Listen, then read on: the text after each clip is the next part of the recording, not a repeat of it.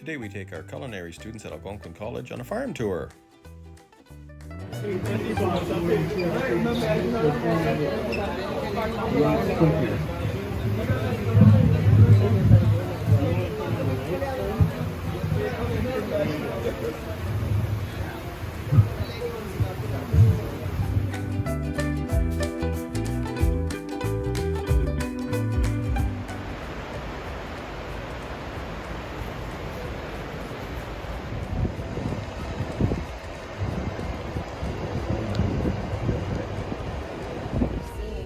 So this barn was built in 2016, and you can see there's lots of different pens here.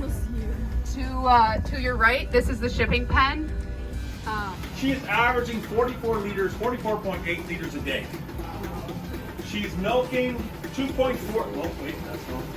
Milkings per day, 3.86 milkings a day. That's her average. Well, I have this today. As of today, I have 2 cows over 70 liters on the day. One had 79 liters, the other one had 72 liters a day.